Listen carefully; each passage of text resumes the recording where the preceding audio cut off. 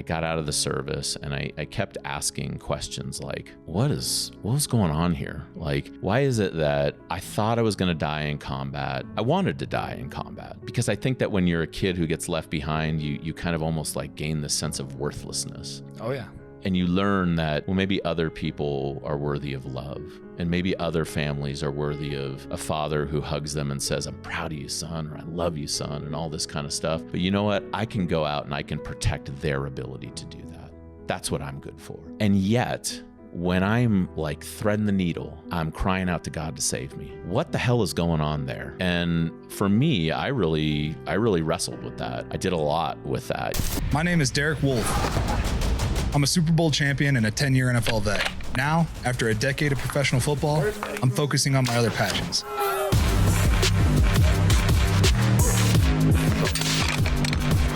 Hey everybody, welcome back to another episode of Wolfe Untamed. Today's guest is Brandon Young. Brandon is a former combat veteran, Army Ranger, all-around American badass. Check this one out. Brandon, I just want to start with your childhood, just like kind of talk about where you grew up and what led you to becoming a Ranger. Yeah.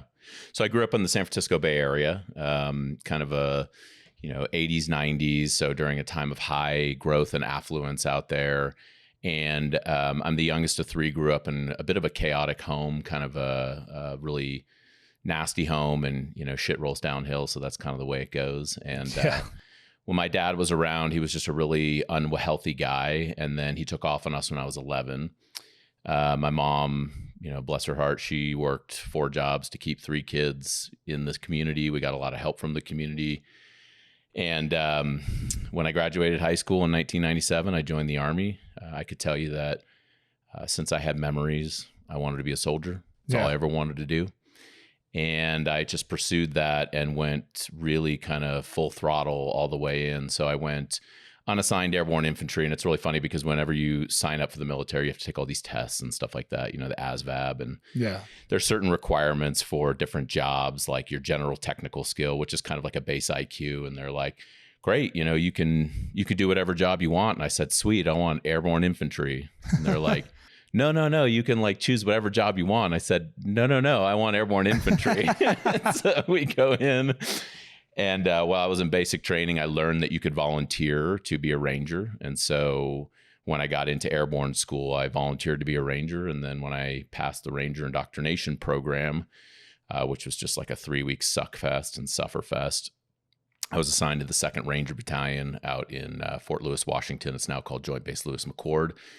And that's where I grew up, man. I spent 6 years there, 6 years straight. I was there from 1998 until 2004. And then I shifted down to regimental headquarters and started as a part of the team for the assessment and selection and preparing guys to be leaders in the regiment. So I spent just shy of a decade in the Ranger Regiment. So was there something as a kid that like kind of because I know like there's a moment in my life that sparked the love for football, like my want for that. Yeah. Was there a moment that happened, or was it just like kind of instilled in you that you just really wanted to do that? It was like a movie, like anything that you saw as a kid that just kind of kickstarted that for you? Or I mean, being one of the kids without a dad around, I always say that I was kind of raised by like Rambo and Commando.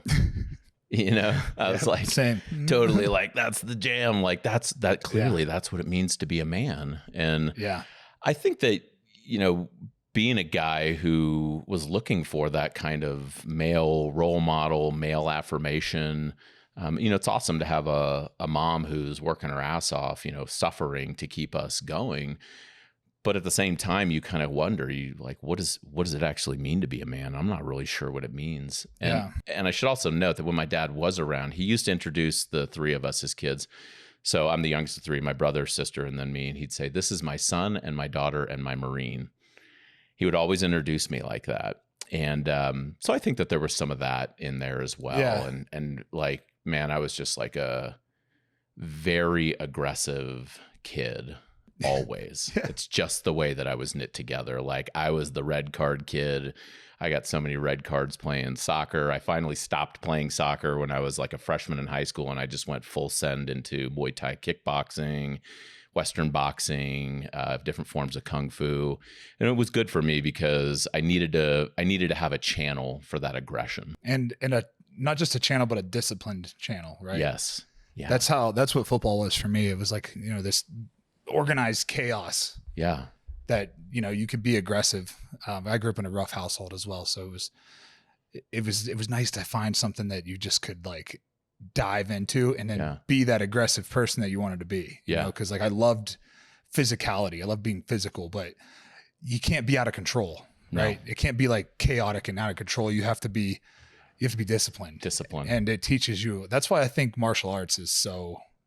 We're getting ready to put my daughter into jiu-jitsu because it's just so good. The martial arts side of it. Just it teaches you so much about life that can carry you on to anything else. And even if she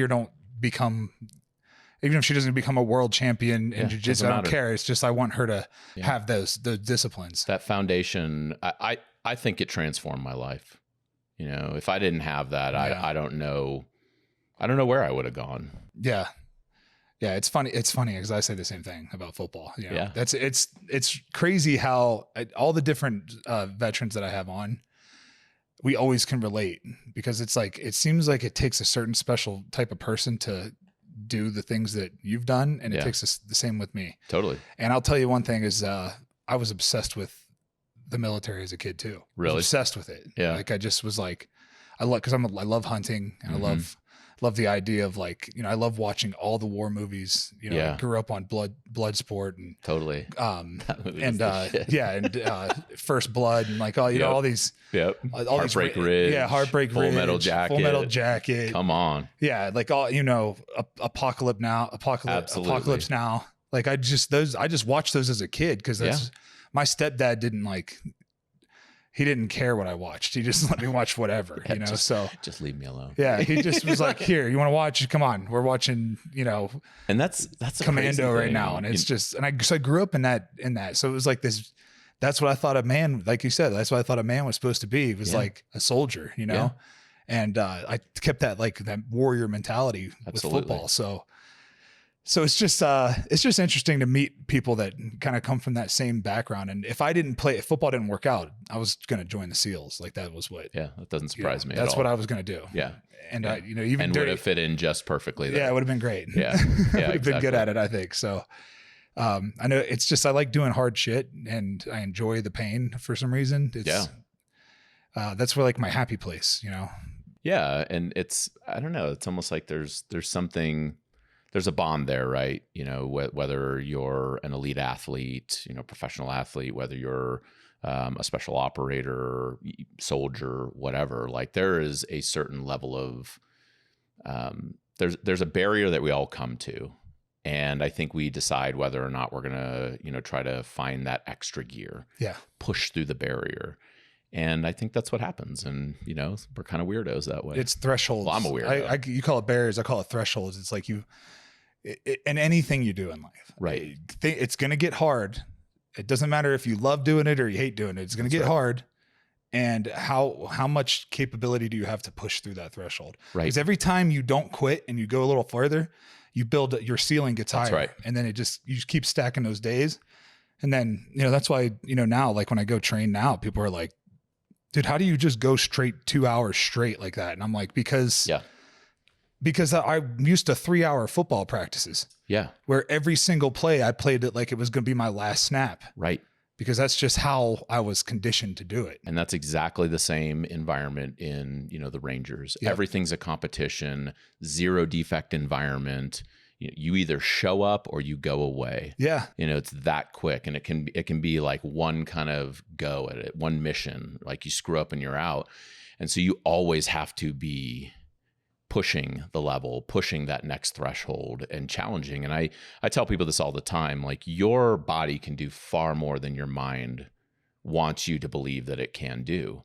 And you probably heard this as well, as we used to tell guys all the time, hey man, the first time you quit is going to be the hardest, but every time thereafter, it's going to get easier and easier. Yep. It's the same. The first time you choose to break through that barrier is going to be the hardest. And the next time it's going to be easier and easier and easier. I was doing a WAD every year.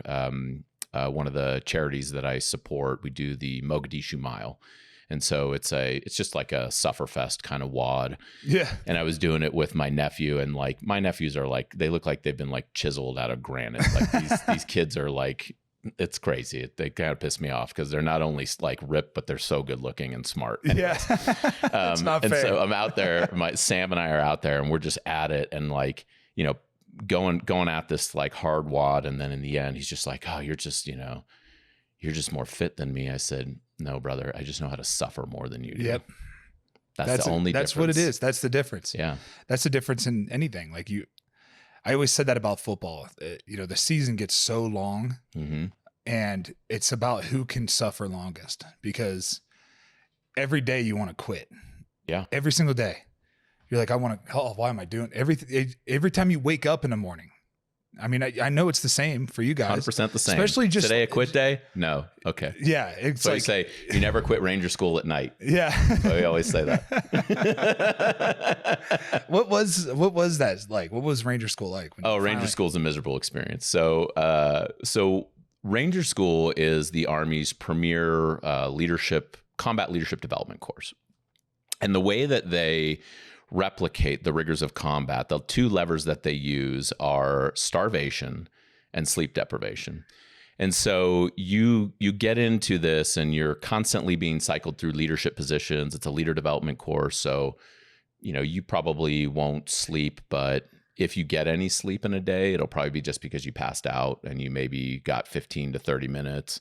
You'll go days without sleep. You'll go days without meals. It'll be constant movement, constant patrols. And I lost 30 pounds the first 2 weeks of Ranger school. You're humping these rucksacks that are just heavy too, heavy right? as hell, heavy ass rucksacks, weapon systems and all that. And then you have to perform. You have to do your graded patrols. So you get put in these patrols, you get put in these leadership positions, and you're like, okay. And so you have to learn how to lead at your best when men are at their worst. And that's really the crux of Ranger school.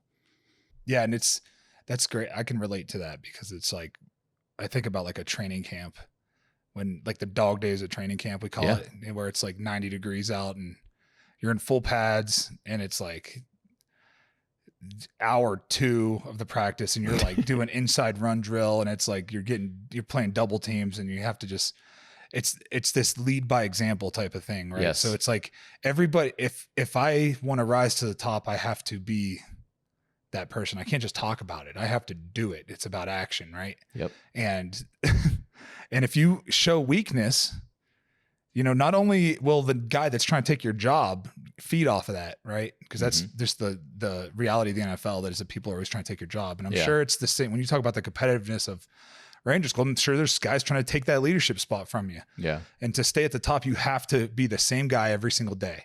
And no matter how hard it gets, you have to show up. Yeah. And you can't you can't weary from that. You can't I keep saying a lot, but you can't show weakness. It's about body language. It's confidence, right?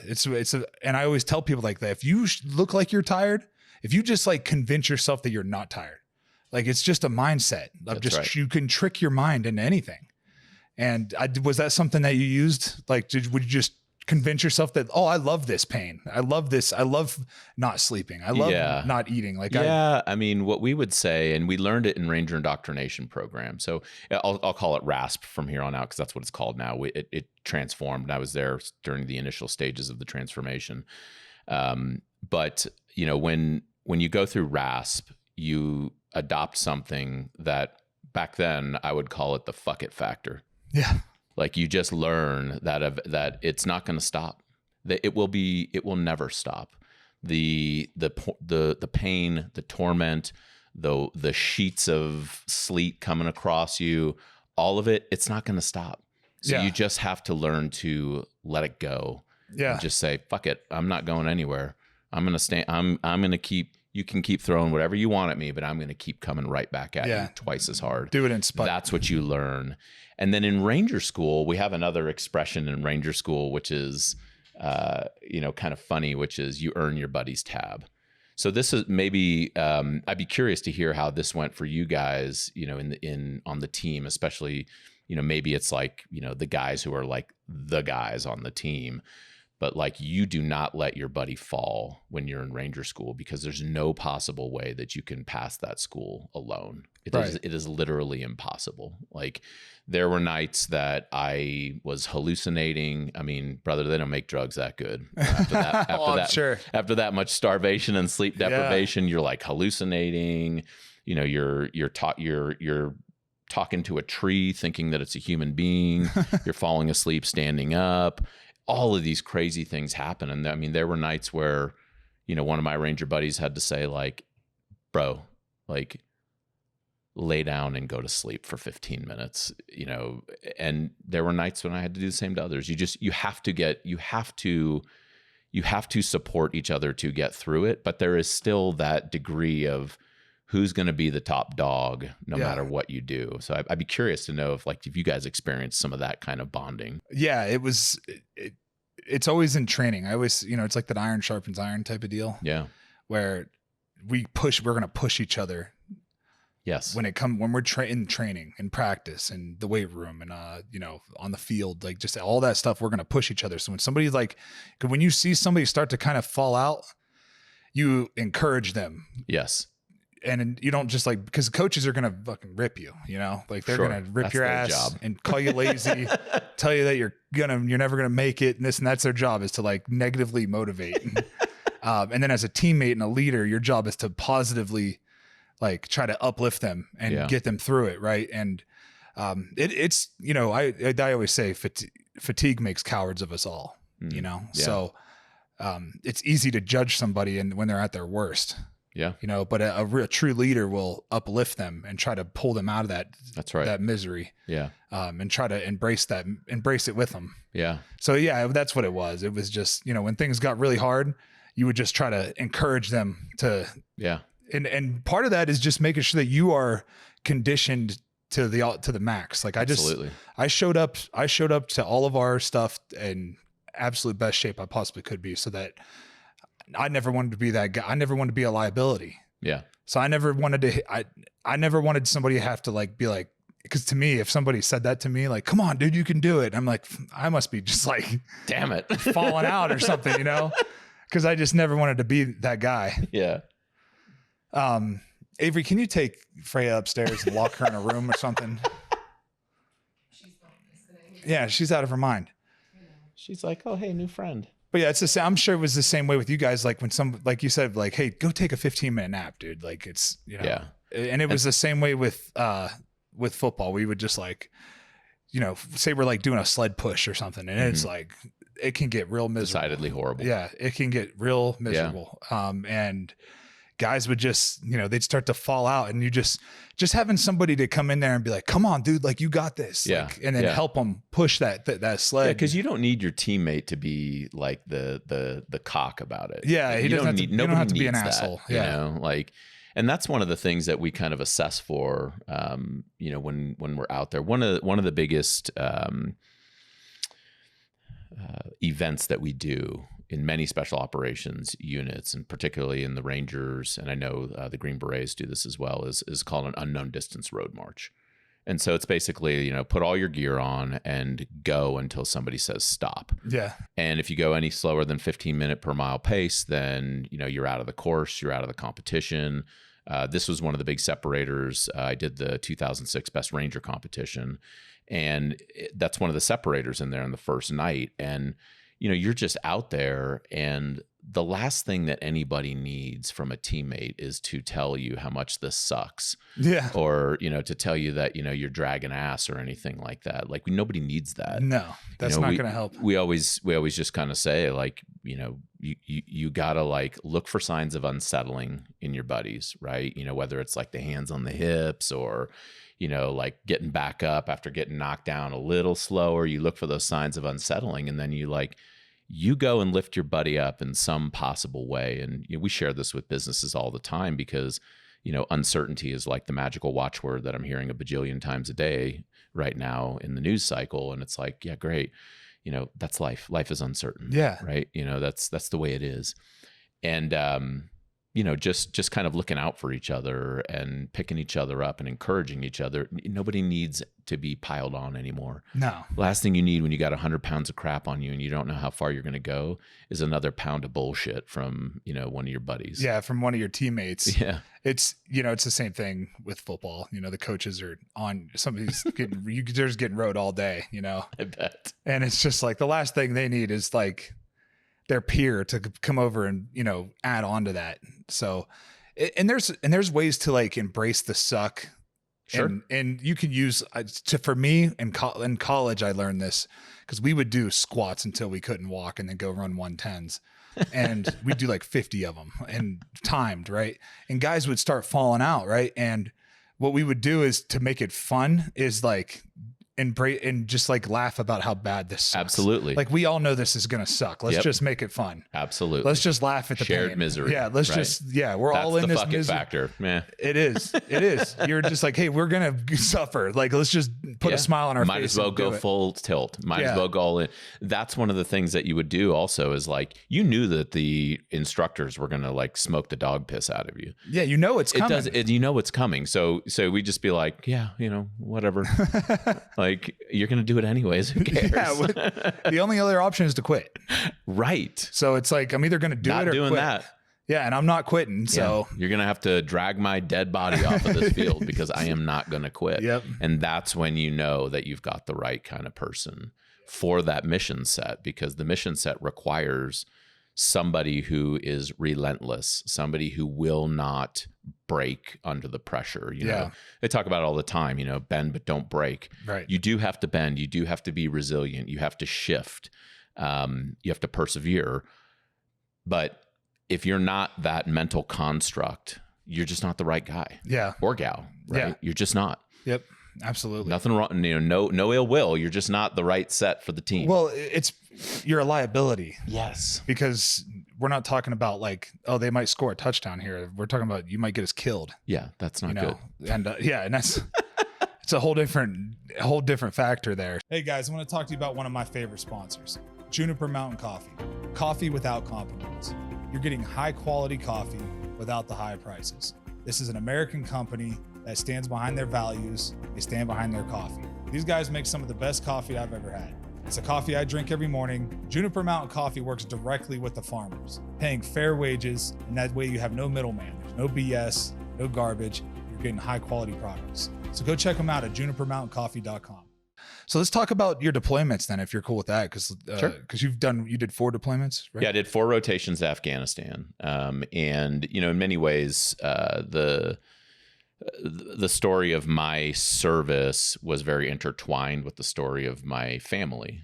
So I'll just kind of hit a couple wave tops. And so when the towers fell on 9/11, I was the squad leader of a 9-man Ranger assault squad. I had been in 2nd Ranger Battalion for 4 years, training day in and day out for the big game and wondering if we were going to ever get tapped on the shoulder. And I also, that same time when the towers fell, had been engaged to be married. So Kelly and I were supposed to be married in December 22nd of 2001. Well, her mother had cancer. She was in the hospital on 9/11. We literally watched the towers fall from the hospital room because she had just had her first round of chemo. She goes home on hospice care the next day. September 17th, she had a day of clarity. We called a justice of the peace over, got married in the living room. She died 2 days later, and I deployed about a week after that for my first time over to the Middle East. So I went to Jordan at first, and it was a pre-planned deployment to Jordan. We at the time were supporting a contingent where we were doing some support for Jordanian Rangers and things like that. And so it was a pre-planned deployment. But once we got over there, this is literally 10 days after the towers have fallen. Everything was on the table. Yeah. We didn't know. We were kind of the closest element to the heat. And so we had the whole JSOC package there. We had the whole, we had the whole capability. We're doing these jumps that are not like normal training jumps. So we're like, okay, I'm just like getting amped, remembering what it was like. Cause we're like, we're going to get it. We're going to get it, And then the jump actually was given to 3rd Ranger Battalion. So our sister battalion, 3rd Bat, jumps into Afghanistan October 19th, 2001.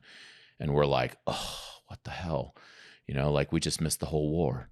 And I call home. So stupid. Little did we know. So I call home finally, because we couldn't call, you know, home when you're in a special operations unit. Like it's complete lockdown for operational security reasons.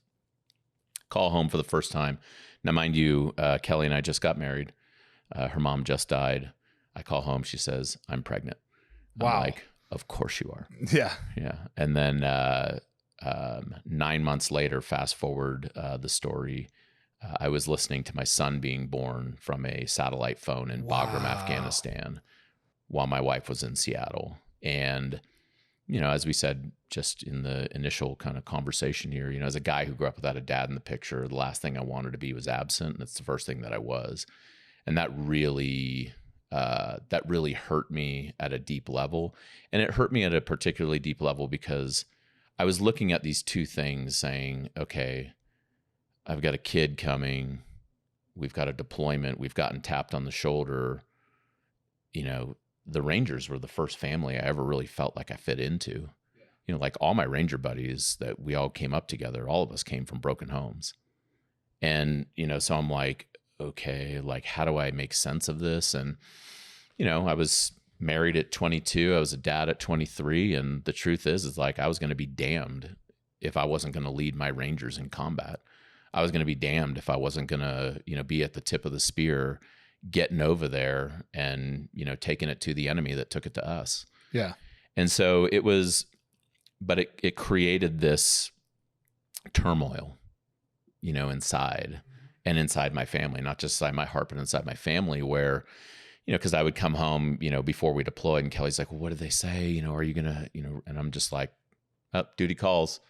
But the truth is that, you know, when I heard we got the notification that we were going over to Afghanistan, I was like, I'm going. Yeah, there's no question. Not a doubt in my mind, I'm going. And, you know, that was a, you know, something that I kind of buried and kind of lied about with Kelly. That stayed buried for a good 17 years. One of the layers of thing that was very difficult. And so I ended up coming back just after my son had been born.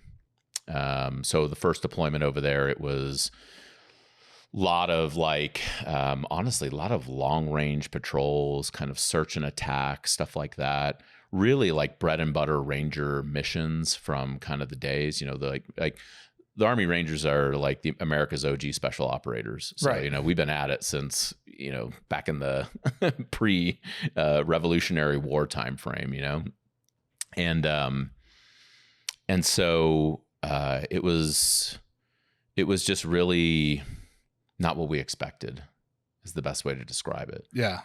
You know, we had been training day in and day out to close with and destroy the enemy, you know, blow doors off hinges, all the good stuff. And you're just like, hell yeah, man, we're getting into it.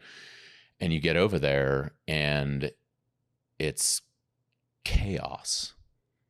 You know, you have no clue. You're in a abandoned Russian base, Bagram Air Base. You know, you walk around and there's these like shells of Russian bombers and fighters that have been left behind. There's these Russian built control towers. They thought we were Russians when we were out and about in our first missions. Like we would go about and, you know, we had like a couple guys rolling with us, these two dudes that had been Mujahideen fighters back in the day when the Russian incursion had happened. And we would say like, you know, who do these people have any idea about the towers? And he's like, no, they have no clue. They have no clue. They don't care. They don't care. And they have no clue. There's honestly, when I say they don't care, I don't mean it in a flippant way, but these are people who are just farming their land, raising their kids. They have nothing to do with anything. Yeah. And we say like, who do they think we are? They think you're the Russians still. Because the Russians had been there for a long time, right? Very long time, yeah, over a decade, I believe. So it was like really bizarre because then our whole thing was search and attack.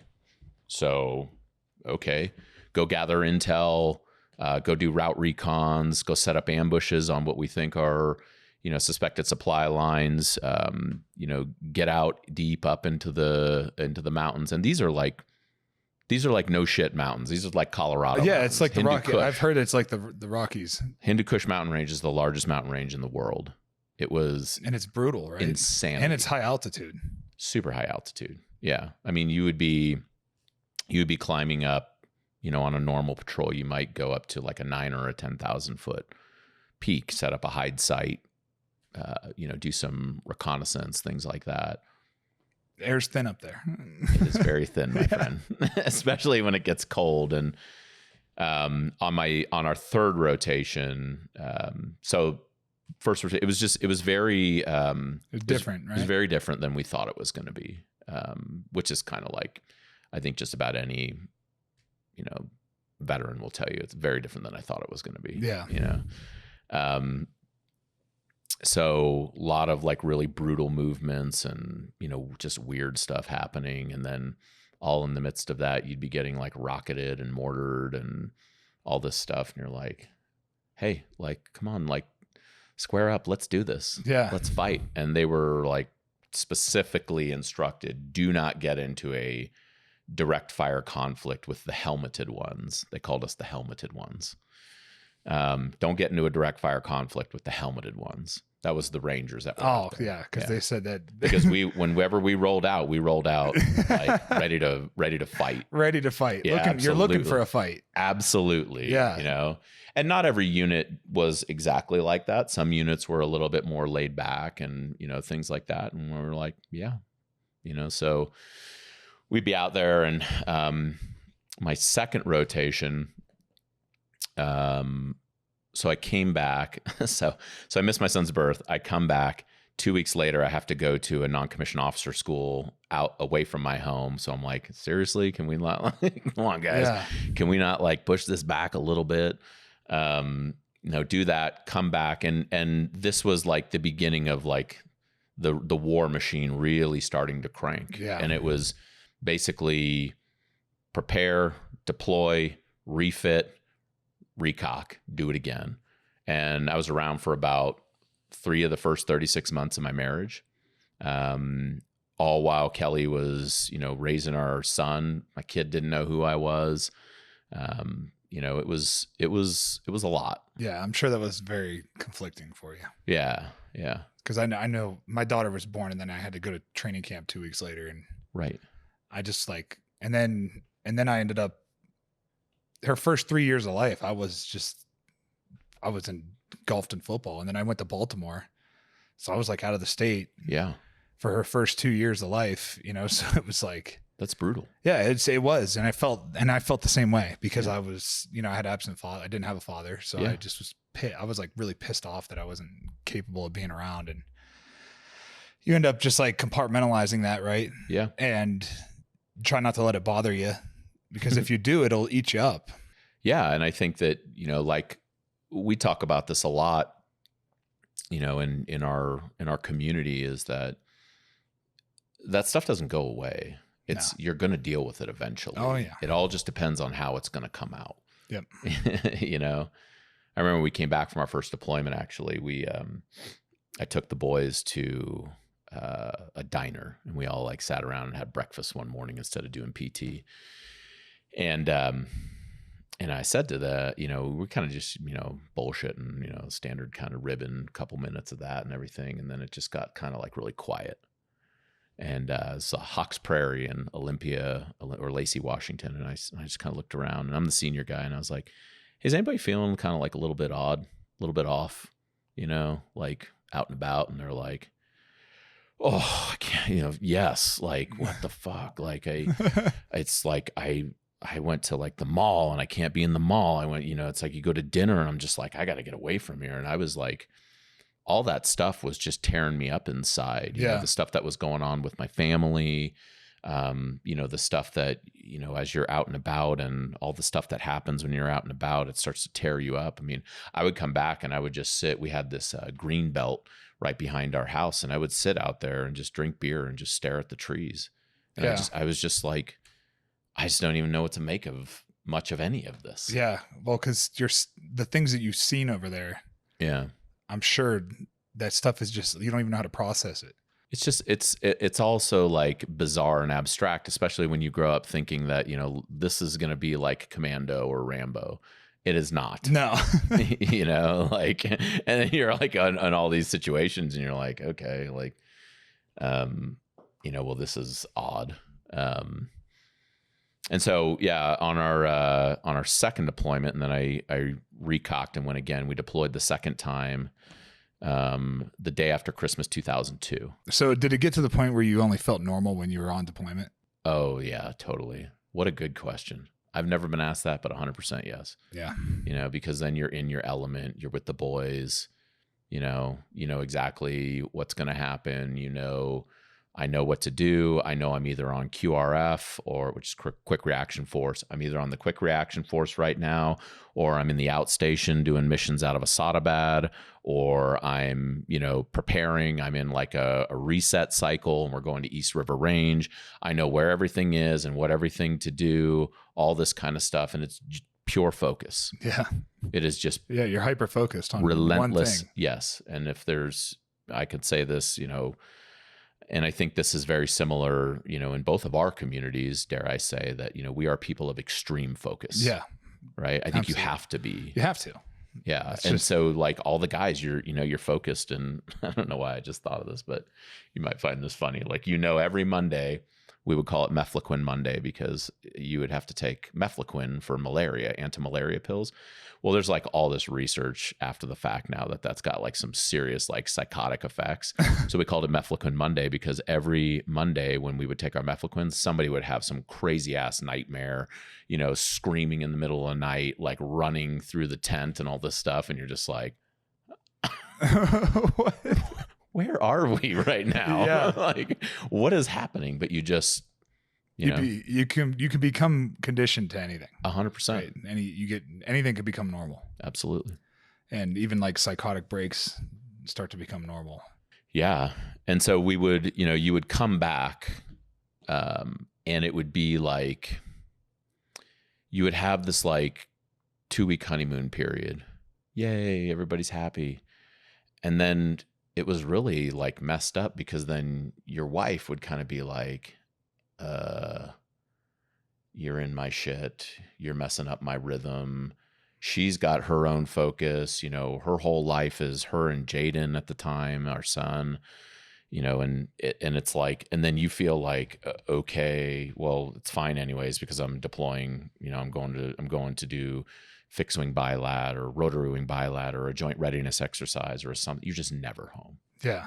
You know, And then when you are home, you're not really there. no, it's crazy. It takes a special type of person to be married to, you know, anybody that like special forces guys and athletes and anybody that hyper focuses on their job. Yeah.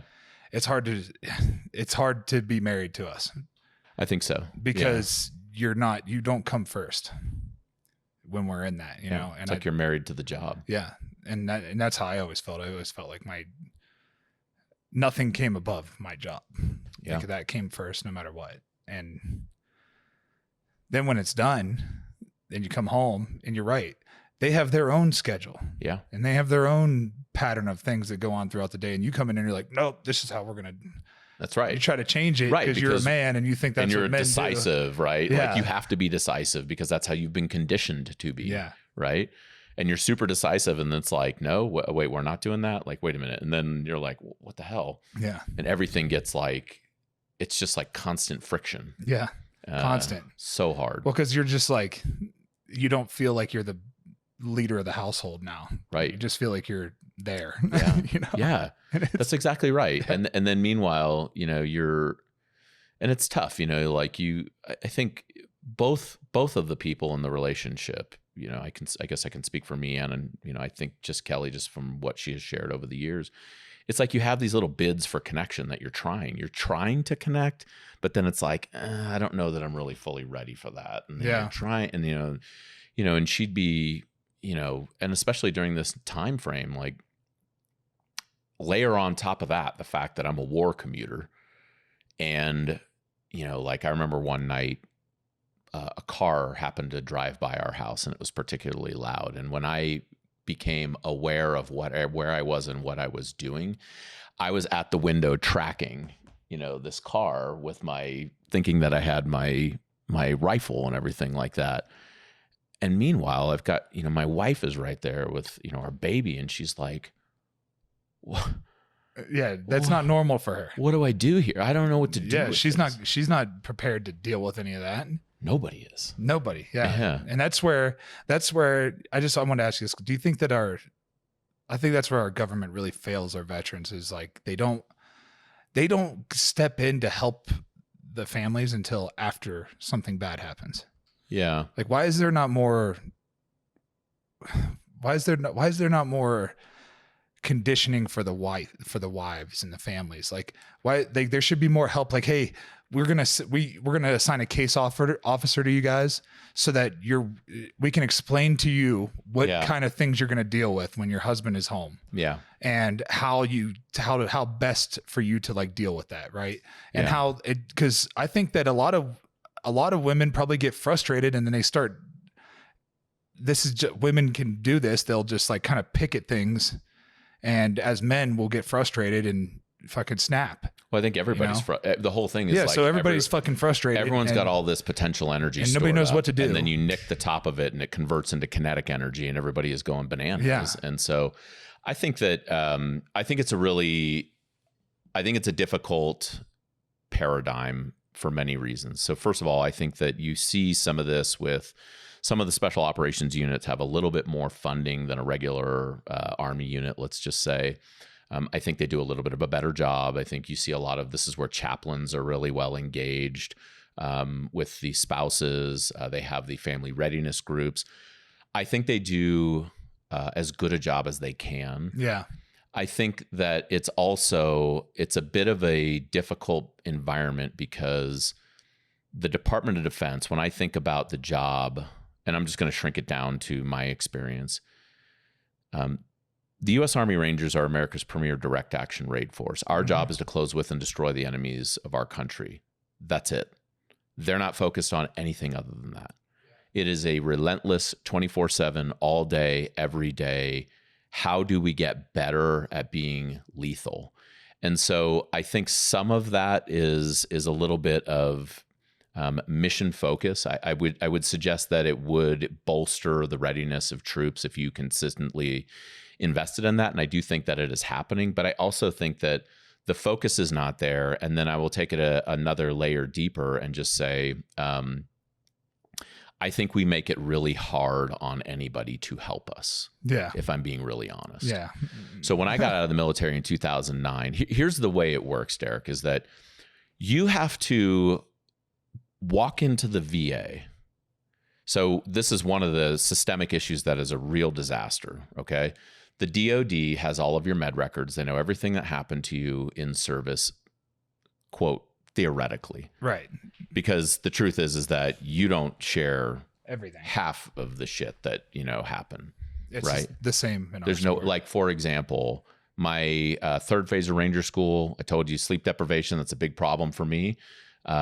You do an airborne insertion. I jump, I exit the aircraft. I gain canopy control. I literally fell asleep in the harness during descent in the air. Hit the ground, feet, head, horrible TBI. I was knocked out for 25 minutes. The world was swimming for the next 10 days.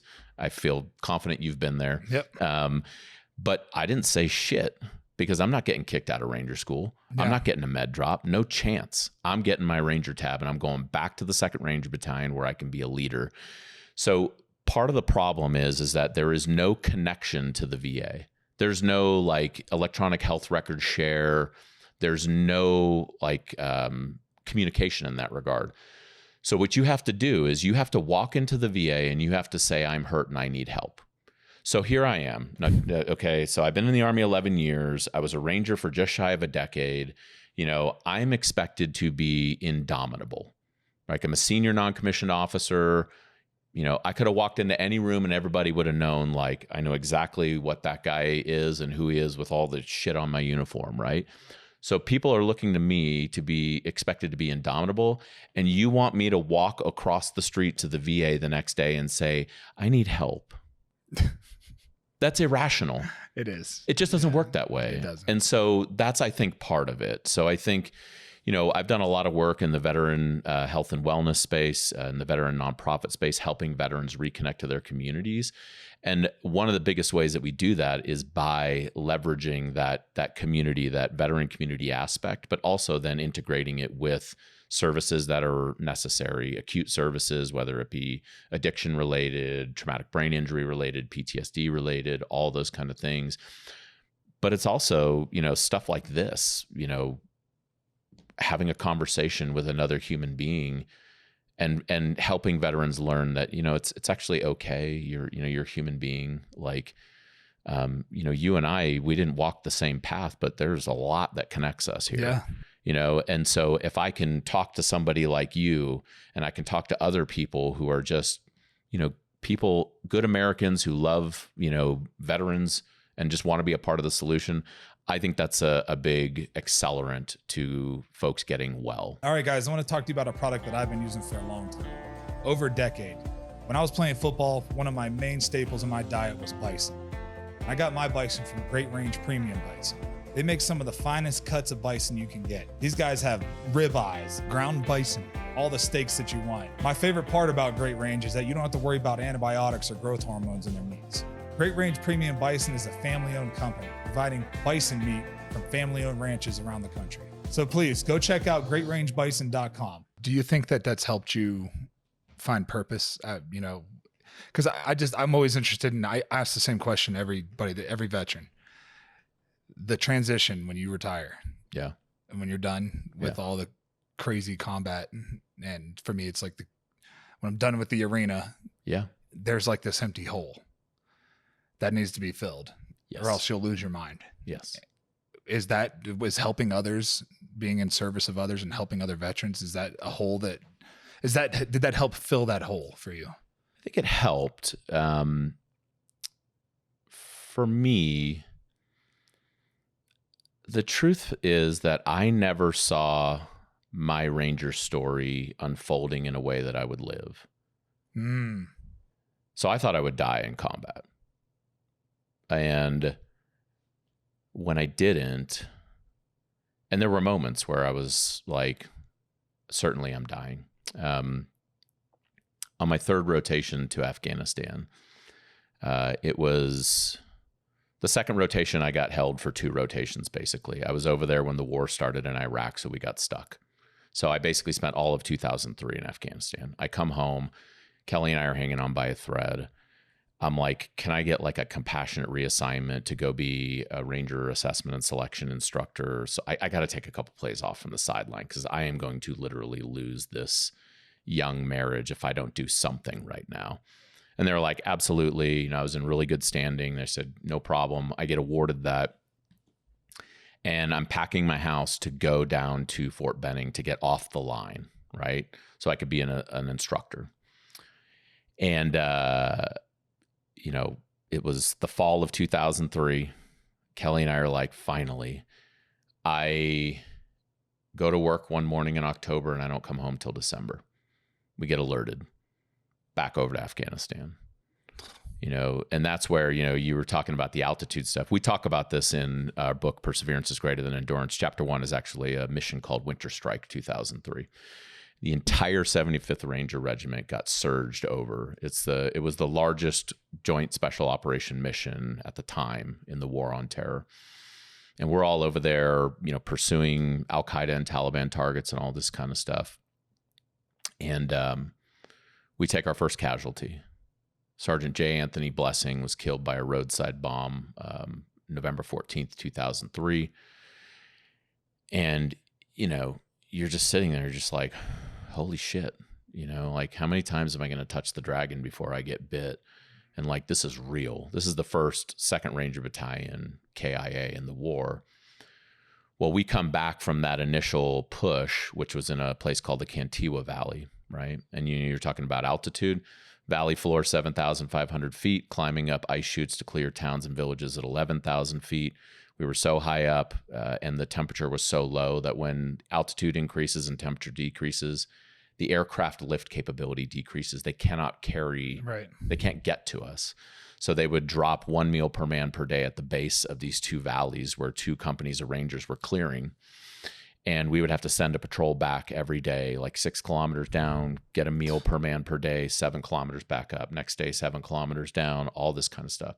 So we're just getting like the shit kicked out of us, right? Again, 30 pounds dropped, I could see the veins in my stomach. The boys, like, we had fleas, it was because we had to like get into barns because the temperature was in the single digits during the night and in the double digits during the day. And so you're just, like in the teens during the day. So you're just kind of like going at it and you're doing all this stuff. And then we come back from that. We're like, please send us home, right? Please let us like shuck our ammo and go home. They give us 8 hours, recock us, and send us into the Chagall Valley. So we go into the Chagall Valley, right? And, we're going into this and, this... So I was the aircraft leader for an MH-47 with 20 special operators, in tow. I was the senior squad leader for my platoon, and we're coming in completely blacked out. We're talking sharp ridge lines here, and Task Force 160th, the Night Stalkers these people are magicians. They're the best pilots on the face of the planet. They're incredible, and they're like, we're going to try our hardest to back into the ridge line. We're going to drop the ramp and let you guys run off. By far the safest delivery mechanism, like for us to just get into our blocking positions and conduct our mission. So we're infiltrating into a mission. Okay. And we're coming in and I'm on the back of the ramp and, I've got my nods down, my night optical device. So I can see in the green screen, I'm looking back, I give the 1 minute call. We're getting closer and closer. I'm on a knee and I'm getting ready to undo my safety line. Getting closer and closer, 30 seconds, almost there. You can like feel the rotor wash bouncing back in off of the ridge line. And then all of a sudden the bird just jacks forward and I'm like suspended in midair, held in only by my safety line. And it's like I'm swimming for the fuselage. And like when I finally like make sense, all I see out the back of this thing is ground, sky, ground, sky, ground, sky. And I'm like, that game over, Yeah, and I thought that was it. And I'm like right there. I remember having like 2 very clear thoughts that like shot through my mind like a lightning bolt. The first one was, I'm never going to see my son again. The second one, as we just kept falling, was, God, please save us. And, I don't know how a double prop helicopter comes out of a dead spin over the Chagall Valley. I'm just going to call it a miracle. But, all of a sudden, the engine's roaring and it feels like it's like in my brain and my chest is being crushed by the force. And we regain lift capability. And, I tell people this all the time. I'd love to be able to say this is where we were like, oh, time out. Let's call a T. But that's not the way it works in war, right? There's no do-overs. And so we cracked the chem lights, kicked the fast ropes out the back, and I'm responsible for for calling the ball here, right? So I like grab the rope, me and my assistant chalk leader John. We look over, and you have to confirm that the rope is on the ground, right? Or else it's a really bad situation. And so we're looking down. I'm just like, I can't see. You can't see shit. It's pitch black. It's right? A mess, right? Even through the nods, like. You can make out the IR chem light on the base of the rope, like it's down there, but you don't know if it's, humming or anything like that. So you're doing your best. So John and I look at each other and we're just like, fuck it. And we, rotate out, slide down, and like, rope was long. We were heavy.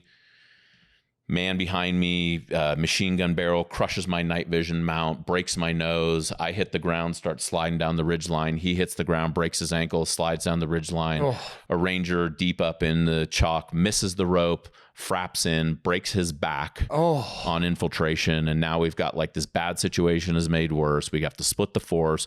We need to get the guys up, in position for the mission. We need to stabilize a casualty, call in a medevac. We need all this shit is happening, right? And all this stuff is going on. And, the reason I share that is, when you talk about like these holes and this purpose and all of these kind of things, right? quick fun note about this one. The guy who broke his ankle, Paul, the only thing he said, like this cat took 100-mile-per-hour tape, taped up his ankle, limps up to the blocking position and everything like that. The only thing he had to say to me that night was, "I'm really sorry about breaking your nose, Sergeant." I'm like, dude, your fucking ankle is broken. Yeah. Don't worry about my nose, right? But I mean, tough as nails, right? I mean, that is like Ranger right there. So it was nights like that, Derek, that I got out of the service and I kept asking questions like, what was going on here? Like, why is it that I thought I was going to die in combat? I wanted to die in combat, because I think that when you're a kid who gets left behind, you kind of almost like gain this sense of worthlessness. Oh yeah. And you learn that, well, maybe other people are worthy of love, and maybe other families are worthy of a father who hugs them and says, "I'm proud of you, son," or "I love you, son," and all this kind of stuff. But you know what? I can go out and I can protect their ability to do that. That's what I'm good for. And yet, when I'm like threading the needle, I'm crying out to God to save me. What the hell is going on there? Mm-hmm. And for me, I really wrestled with that, and I did a lot with that. I went, a buddy of mine said like, "Hey man, like, I know you're not a Christian. I didn't grow up in a Christian house. In fact, I grew up in a non-practicing Jewish house." My buddy's like, "Hey man, I know you're not a Christian, but my church is doing this thing about what it's like to be a man in the world. Like, do you want to join?" I'm like, "Yeah, sure. I'll join. That's cool." Cause I was like seeking. Yeah. I was asking questions. I was wondering like, what do I make of all of this? And, and I look back on all that time, and I had all these guys who were just, guys that loved Jesus and, loved me, and they were super cool. And I was like, okay, but I was a total dick to them about it. And yet they were still just like, whatever, man, like, and just going through it all. And we're a lot alike in that way. I was the same way. Yeah. I mean, I was just relentless. I was such a jerk about it. And then we got to this point. So, Kelly and I so I get out in 2009. I did the same thing that most of us do when you get out, which is I went to the VA and I said, "I'm fine. I don't want anything from you." And they were like, "Okay, fine." And, went on my way. All the while I was not fine. Right. And Kelly and I were not doing fine. Our house was not good. And, I got out because I wanted to be a dad and I wanted to be a husband. And then I promptly took a job that put me on the road 3 days a week. I was in a hotel 3 nights a week. I just kept running because that's what I knew how to do. Yep. And about a year and a half after that, I was doing this medical sales gig, and we were still out living in Georgia, and my territory was Alabama. I was like, this isn't happening. And, like I've separated myself from my Ranger community, my brothers. And meanwhile, these guys are still going out. We're now in the bloodiest years of the war, and I'm watching, friends die and, all this kind of stuff. And then, I just said, you know what, I'm just going to find a way back. And so I started going through the recruiting pipeline for the FBI's hostage rescue team. And I got right to the end of it. And in the end, you have to take a polygraph. So I take a polygraph and they say, "Hey, you failed. So, you're done." I'm like, "How do you fail a polygraph? I didn't lie. I don't really understand." And they're just like, "Sorry, man, that's it." And I was like, what do I do now? Like, I feel like nobody wants me at home. I'm disconnected from my brothers. I don't even know what to make of any of this. And my company says to me, "Hey, how would you like to take the Colorado territory? We'd like to move you to Colorado." So I called Kelly on the phone. I said, "Do you want to move to Colorado?" She said, "Yes." I said, "Do you want to move to Colorado with me?" She said, "Yes." I said, "Okay." Packed up the house. I mean, we were gone within probably 6 weeks. We were like, we got to get out of here. Get to Colorado, and all of these questions and all of this, I was like reading and questions and all these kind of things. And somebody invites us to this church just down the road, Mission Hills Church. And they say, "Hey, you want to come to our church, check it out. Went to the church, kept going back, ended up coming to a relationship with Jesus in March of 2012. And that's really where things started to transform for me. Is, I say this to people all the time, like, God's not a slot machine. There's no like silver bullet in life in anything. It's not like you just, you're washed by the blood and then everything changes. Like, that's not the way it works. But we started working at it. We started, transforming. And then, I just felt like, I felt every day, and I still to this day experience this, like, I shouldn't even be here, but I am. And so I'm going to spend my days loving God and loving others and serving others. And it's a pretty awesome life, man. That's awesome. That's a great story. I love that for you, man. Because I think I spent a lot of time being pissed off that I didn't have a dad. Yeah. I didn't have a father. And honestly, it was super recent because I just was never religious. I just kind of turned my back to it because I felt like maybe God didn't love me the way he loved other people. Why do these other assholes get a mom that cares about them, or a dad that cares about them, or why not me? Why can't I get that? Yeah. And I was pissed off about it. And then when I realized recently that, like, he was always there. Yep. Like, I wouldn't be where I'm at had he not been. Yeah. Because think about all the fucked up situations I was in as a kid. Yeah. That could have ended really badly or could have pushed me in a whole different direction. He was always pushing me towards, like, he was always there, and it's just really has changed things for me. My whole thought process on everything, especially with like the anxiety and the depression. Yeah. It's like, once you find gratitude. Yeah. Right. Cause it all trickles back to gratitude, just being grateful for what you do have. Yeah. Then you stop worrying about all the other stuff because you just focus on the good. Oh, that's so good, man. That's so good. So 6 months before we moved to Colorado, my father, I get this notification. He was living in Colorado Springs. And it's like, your dad's dying. He's got, leukemia, blah, blah, blah. And I'm like, whatever. Like, I've heard your dad's dying, come sympathize, blah, blah, blah, all this time. And I'm just like, and they're like, no, he's really dying. I'm like, okay. So I came out and I called my brother and sister, and, my sister's like, I really want to go. It's like, okay, well, I will be there with you. I'm coming. Right. And this was after I had been doing some of those.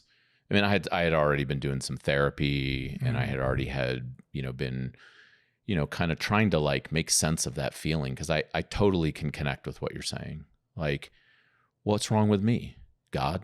Mm-hmm. Why did you make me if I'm going to be basically just like a punching bag for everybody in my life, and, left behind and made to feel like I'm unwanted and worthless? What the fuck? Yeah. If this is what life is supposed to be, no thanks. Yeah. Who wants to live this way? Yeah. It's a shitty feeling. It's a totally shitty feeling. And interestingly, so I come out, and I'll try to spare some of the, unnecessary details of the story, other than to say, like, my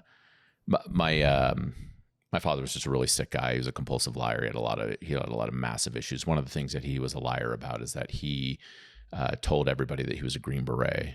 He was not a Green Beret. Yeah. So I learned. So that really pissed you off, probably. Oh man, dude, it pissed me off so badly. I found that out when I was about 20. The whole time he would say, like, oh, I'll tell you about that story someday when you're old enough. And I sat down with him, when I graduated Ranger School, and I'm like, tell me the story, and because it was for me, I had said, like, hey, look, you opted out of being my father, but like, I can try to have a relationship with you. The Army connects us. We'll give it a go. And, come to find out, like, he was never a Green Beret. All this fucking shit was a lie. And we're there. He's dying. You have all these people around, and it's kind of interesting because the real stories start to come out and the real conversations start to be had. and I had to break that. And, like the night before, everyone's toasting him, Vietnam veteran, he got leukemia because of Agent Orange. And then the next day I'm just like, he never deployed to Vietnam. That's why the VA is not helping you. And they're like, wait, what? And I'm like, yeah, Len, let me go down this list for you, by the way. Yeah. Let me just make sure that you understand. Back to the point of me telling you this, though, is that, so I'm there and my father's, on his deathbed, right? He's intubated. And I'm just like, man, there's this thing that keeps kind of cycling in my brain about like, vengeance is mine, says the Lord. Like, what is this? What is going on? I said, hey, does anybody have like a Bible, that I might have like a Bible, And they're like, yeah. And I'm just like, I keep thinking there's this thing. And I found it. It's Romans 12:19. Brothers, do not avenge. Vengeance is mine, says the Lord. Do not repay. I read that over my father and I said to him, I forgive you for everything that you did to me. I don't want this anymore. I don't want the hate anymore. I don't want the anger anymore. I am zeroing out the debt. I forgive you for everything that you did to me.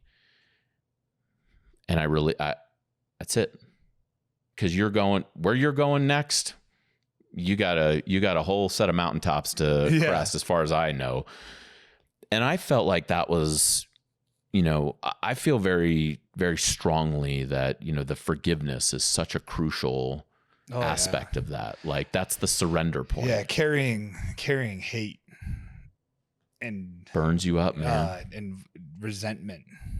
That shit just like, yeah. I feel that way towards my mom so much. And I try so hard to like not feel that way and to truly forgive her. Yeah. But it's like the hardest thing I've ever had to do. I feel you. And I think, people say forgive and forget. That's ridiculous. No, you don't never forget. You forgive and you have to choose to forgive over and over again is what I have found. Yeah. You have to, every time I have a conversation with her, that's right. I have to forgive her because every time I'm having a conversation with her, I either want to just ignore her. Yeah. Or I want to like dig into her. I can appreciate that. So it's like, I have to, if I don't forgive her, then I'm going to carry that. I have to carry that. And it's the thing that I learned about my journey is that I carried that for 33 years. And the collateral damage that I did upon my family was the real consequence. Yeah. The collateral damage that I did upon my heart was the real consequence. Well, it's breaking the cycle. Yeah. You have to break the cycle that right. was instilled upon you as a kid. And I think that, yeah, exactly. Because, completely unforgiving cycle. Yeah. Right. I come from one of the, my mom and my aunt hadn't talked for like years. And I'm like, for what? And I just, I mean, all glory to God, all praise to God for me, like in my journey, because I could not forgive without God's grace. Yeah. I could not. I think that I had to be forgiven in order to forgive. Well, you have to give it to him because it's his job to judge. That's right. Not That's ours, exactly right. It's like that with everything. Living in Colorado, I get frustrated with the politics of here, right? Yeah. And where I find solace in just giving it to God. Like 100%. I'm just gonna give it to God. That's on him. Because if I try to take on that burden, it's so overwhelming and so frustrating. I don't like seeing my taxpayer dollars pay for other people's late term abortions up to the day of birth. I'm okay when it comes to taking care of somebody for their health. Yeah. Like they're going to die. Yeah. Yeah. I'd rather save someone. As well as the overwhelming majority of Americans. And that's how it's the 90-10 rule, right? 90% of Americans agree on most subjects. Yes. And maybe one or two differences. And I think that the mainstream media keeps us fighting keep us infighting about one little thing.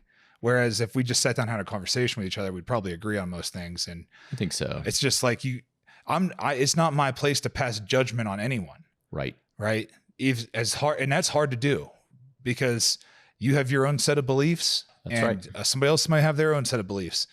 But the one thing we can't agree on is that we're both Americans. That's right. And that's what we should be. That should come first, right? Is we should 100%. Let's do what's best for the country.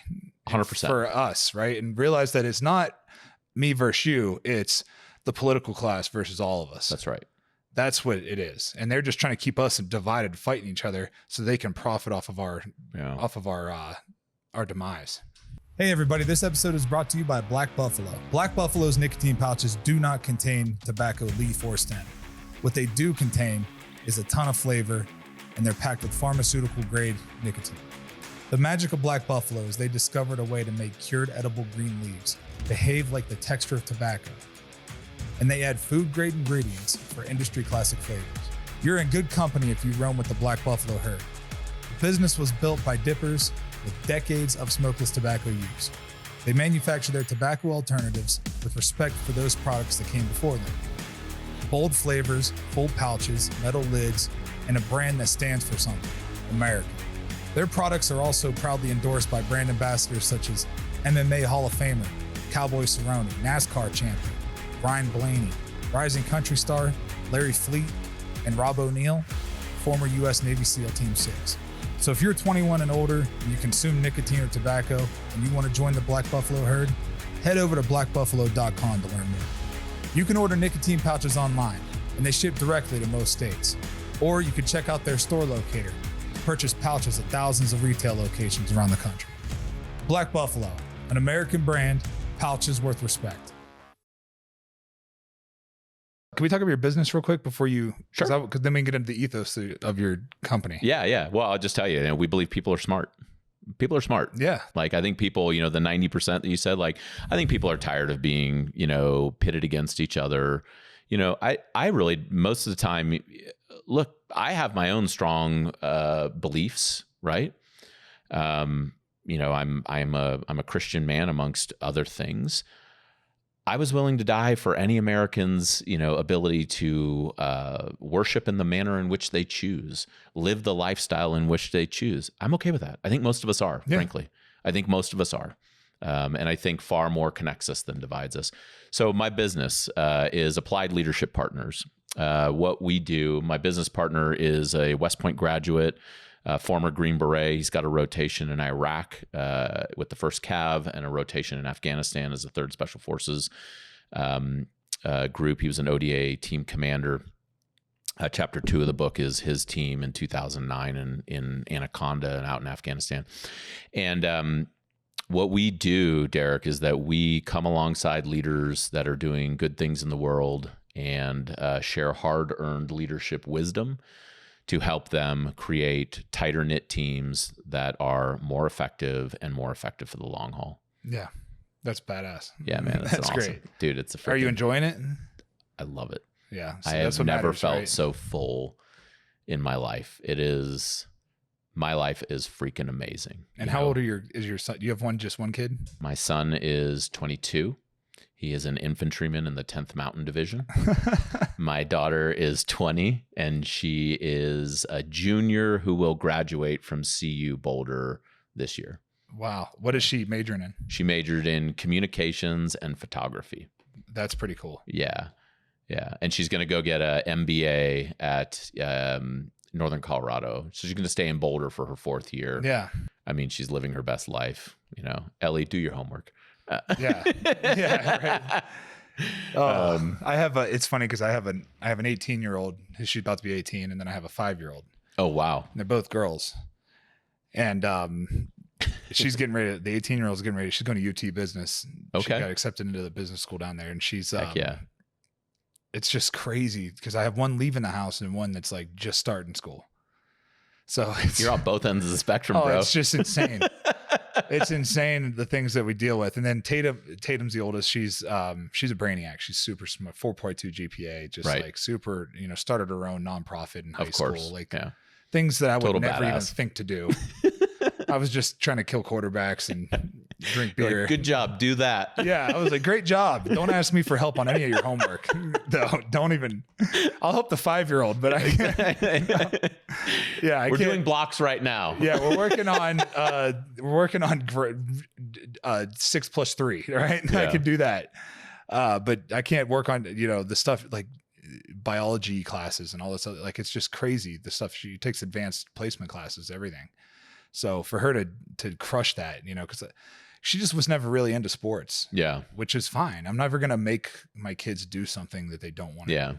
If you really don't want to do it and you're not interested in it, I'm not going to force you to do it. Yeah. Like you're going to do it. You're not going to quit that season, but the next season, I'm not going to Same make you thing. go back. You know? Yeah. You'll finish the season. Yeah. You'll finish the season, but you're not going to go back. And, you know, with the 5-year-old, we're trying to find her niche right now because she's like doing gymnastics. Then she kind of gets bored of that. So it's like, okay, well then what do you do? What do you like? And then right now it's soccer.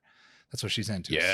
Soccer. She's like, loves soccer. Such a good base. So we're like focusing on that. So it is, man, it's really cool to hear your story and how everything kind of worked out. Cause there's a lot of stories that work out the other way. Yeah. You know, it could have went the other way. And I think that, you know, I try to turn away from preaching to people about God and this and that, but I just try to share about what it's done for me. For sure. You know, and I think that's important. Yeah. You know, because, you know, I'm not perfect. I fail every day. You know, I'm still trying to figure out how to be a husband. Yep. Still trying to figure out how to be a father. There was no blueprint for me. So I'm trying to figure it out daily. And I am with you. And I'm sure you can relate to this when it comes to the way we grew up. You only think about yourself. Yeah. You worry about yourself and take care of yourself and survive. Yeah. And then whenever you have a family, they're supposed to come first and you're not supposed to think about yourself. Yeah. So Hard. that's really difficult. People that didn't grow up the way we did. Yeah. Don't understand that because they're just like, why can't you just be selfless? Yeah. And it's like, well, because if I was selfless as a kid, I would have been. I would have been alive. I don't think I'd be alive. Yeah. You know what I mean? So I have this like survival instinct to Yeah. just like make sure that I'm good. Because if you're not, Yeah. and then it goes back to the old saying: if I'm not good, how can I be good for you? Yeah. Right. So it's like this. It's this game that I have to play Yeah. back and forth. And for me, it wasn't like to give me true clarity. It wasn't until I really allowed myself to put the wall down and have a relationship with God and 100%, dude. and to learn about God and to Yeah. learn about Jesus and to learn about, you know, all these stories in the Bible and to like take from it what you can. Yeah. You know, I think too many people take the Bible as like straight literal. Like this is I think there's it's a metaphor. A lot of these stories are metaphorical, Mm-hmm. right? like it's, and what shows me that is because when I read this like children's Bible to my daughter at night, Yeah. it's super dumbed down. Yeah. And it's perfect for me because I need it dumbed down anyways, you know. Like, When I great. just sit there and listen to the Bible, I'm like, huh? I'm like, what are you talking about? That makes no sense. That's so funny. You know, it's but for her, and it's crazy because like it breaks it down so simple. And you know, when it's talking about Sodom and Gomorrah and when Yeah. when it's Lot, right? His cousin. Yeah. Yeah, he's leaving and God tells him to leave. Yeah. Don't look And back. his wife looks back. Yep. And when I was explaining it to her why she got turned into salt, she was like, why? All she did was look back. I was like, because this is a metaphor. She's like, what's a metaphor? And I'm like, there's a hidden meaning behind Man, this, right? this is And the it's best. it just teaches you that like whenever it's time to leave something and go, you don't look back. Mm-hmm. You never look back in the past. You focus on what's in front of you. Yeah. And she was like, that made sense to her. Keep your eyes on You God. know, and it's like I learned something in that moment too, because I never thought of it I really never thought of it that way. I just looked at it as like, oh, he's destroying the city, and Yeah. you know, because sometimes I think the Bible gets a bad rap for what it does with women. You know, women get punished a lot Sure. in the Bible. Yeah. You know, like it started with them with the original sin. You know, and it's like, Well, yeah. you know, so it's like I struggle with that with my 18-year-old because she just doesn't want to hear any of it. Yeah. I mean, look, Adam was right there with Eve. So Yeah. He You could know, have decided it's not kind to of do like it. a team event here. So Exactly. let's just keep it real. Yeah, and you have to look at it. You have to look at it through perspective. It's an interesting. So I agree with you. I think the Bible is very easy to take that out of context. I mean, completely agree with you. You know, like all I can do is share my story of God's goodness in my life. Right now, if people want to descend into the particulars about all of that, I happen to have a master's of divinity, and I'm happy to go all theological in that aspect. And here's what I know is after when I started grad school at Denver Seminary, I thought I knew, I was like, oh, this is super crystal clear. You know, it's basically black and white. When I graduated, I was like, There's very few things that I feel very certain about at this point in time. Yeah. And there is a whole lot of nuance here. If you try to take the nuance out of the Word of God, then you thereby you kill what is trying to occur, because it's alive. It is literally God is alive. He's trying to reveal something to you. Yeah. You don't have to take it. I'm just saying, take it or leave it. Like there are a lot of things in there that are very uncomfortable. And then there are a lot of things in there that I would suggest have been, misappropriated. Yeah. Right. Like, well, anytime man is not perfect. And man is going to part of the key of the Bible is that we are incredibly imperfect. Yeah. And so if man is interpreting God's word on paper, you don't think that that's going to get screwed up a little bit? Well, I mean, look at all the conversations Jesus was having. All of his difficult conversations were with the Pharisees, and the kind of, if you bust it down to the studs, he's kind of just like, you're missing it. Yeah. You're missing it, And what did Jesus say? He's like, hey, look, love God, love others. Why don't you just try to focus on that? Yeah. Right? That's anything outside of that, it's out of, that's above my pay grade. Yeah. And that's how I look at it too. I think it's more of a guideline on how to be a good person, just try to, and it's as simple as treat people the way you would like to be treated. Yeah. I mean, and the only way, love others the way you love thyself. If you don't love yourself, then you're not going to treat other people with love either. Right. Oh, that's such a good point. So you have to be able to love yourself, and it's hard to love yourself. And you have to forgive yourself, and you have to, forgive those who taught you to hate yourself. Yeah. I think that comes full circle back to that. Yeah. Forgiving those who taught you, to hate yourself. I mean, all I can speak for is myself. And I have seen this in many other people, but speaking from my position, I needed God to help me. Yeah, me too. Learn how to forgive. And in that, I have now been able to, ask for forgiveness, ask for forgiveness from my wife. My son Jaden, I was awful to him when he was a little guy. I was so unwell, as it turns out, going 6 years with undiagnosed PTSD, traumatic brain injuries, sleep apnea, all the stuff, the musculoskeletal damage, the nerve damage, the back, all the things. It's a really bad strategy for living a rich life. It's a really bad strategy for having a rich relationship with your wife and kids. And after the fact, when I started to get well and started to really get some help and started to tell the truth, I'll tell you, man, like my son Jaden, he and I were out on a run out on Highline Canal Trail, and he's faster than me now. It drives me crazy. Anyways, and we're out there on a run, and we were talking, and I stopped and I said to him, I said, I was really awful to you when you were a little guy. I treated you terribly. I'm so sorry. Will you please forgive me? And this kid, puts his arm around me. He's like, Dad, I already forgave you. I'm like, what is happening right now? Yeah. How do I get to live a life like this right now? I got 2 kick-ass kids. I got a kick-ass wife. I got like amazing friends.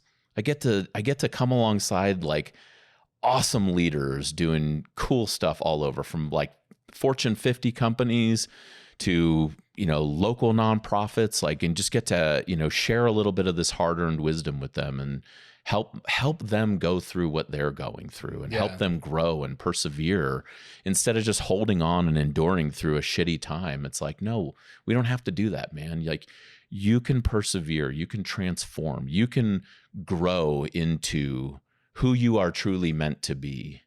Because I think that's what happens, is I think like we don't get to choose the time when destiny calls us to be who we're meant to be.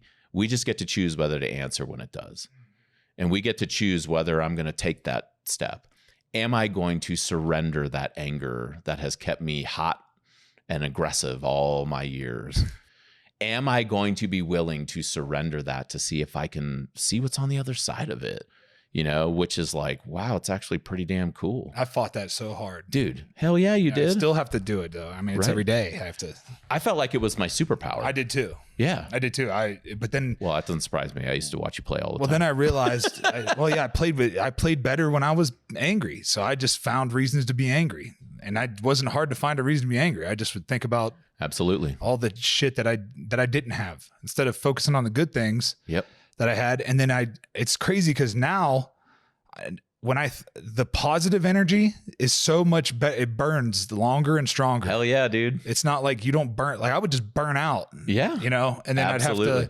I'd have to go party to Yep. like regain to get it back. Yep. Like it was like I had to go really de-stress because I was like Yeah. so burnt out because Yeah. I was running Razor edge. Yeah. You're running on the margin. I was just like towing the line at all times, Yep. just like it's like that double-edged sword, right? Where it's like I'm right there in the middle trying to like balance this thing, and I'm putting myself at risk, and I'm running hot, and I'm being a dick, and I'm an asshole to everybody. That's and, right. I'm not really that nice of a guy to be around. That's and, right. all I care about is one thing. Yeah. And then once I started it was a slow process. Hell yeah. My wife is a big part of that because she really like does not put up with the negative shit. Like Neither if does you're mine. if you're being negative, like get the fuck out of here. Like there's no conversation about it. I'm not your mother. I'm not, it's not her job to coddle me and make me feel better. It's her job to hold me accountable. Nope. And she does. Sounds like my wife. So, She's yeah. pretty badass. Yeah. And she is a tough woman. My Yeah. wife is a tough woman, and she does not put up with any bullshit. And it's hard to look in the mirror and be like, oh, I'm the problem. It's the hardest thing to do because forever we're like, forever I know I thought like, okay, well, I am the way I am because of the shit that I went through. Mhm. And if you don't like it, then fuck you. Right. Deal with it. Yeah, deal with it. Like I don't have to change for you. Yeah. But then I realized that like I'm not really that happy. So I'm What pretty I- miserable I'm a miserable bastard, Yeah. and I'm mean, and I'm a edgy. mean son of a bitch. Yeah, I'm edgy, I'm Yeah. mean. Like, even like with my daughter, like my youngest daughter, I'd catch myself getting like snippy with her, and I'm Sure. like, why the fuck am I getting What? snippy with Yeah, a this is 4-year-old? 5-year-old. Yeah. Like what am I? Well, exactly. She's 4. Of course, she's not going to listen the first time I ask her to do something.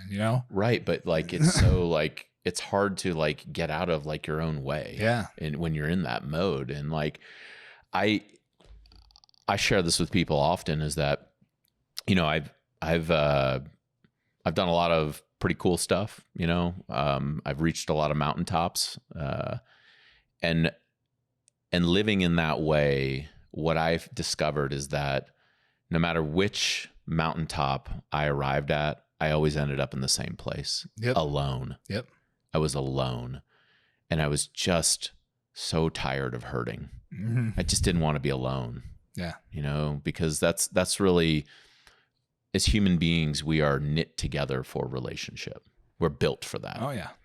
And so like when you finally get that connection, it's like, whoa, Yeah. like this is rad. And I'll tell you, the ridge line keeps going.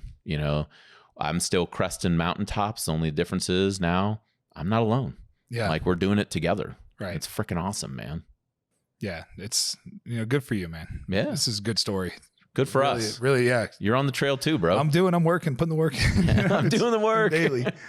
It's a struggle, but it's I'm working. I just work at it and try to see things from another point of view other than like a victim mentality, Totally, man. Because even though I'm not a victim, but it is a victim mentality when you It's use totally it a as victim. yeah, when you use it, you're using it as a crutch and as an excuse to be an asshole. And it's not fair to anybody around you. So Mm-mm. man, keep putting the work in, keep doing what you're doing. It's awesome. Let's tell people about your book real quick before we end. Yeah, sure. So perseverance is greater than endurance. It is about how we as leaders grow through what we go through, for lack of a better term.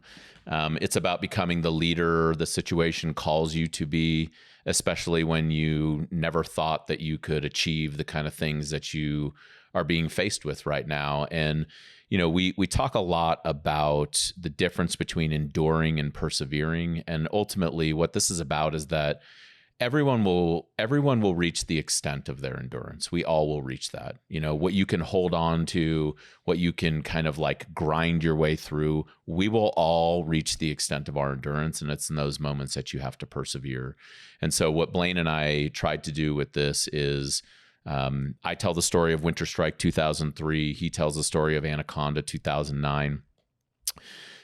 Just to kind of paint a picture of an illustration of persevering, right? Yeah.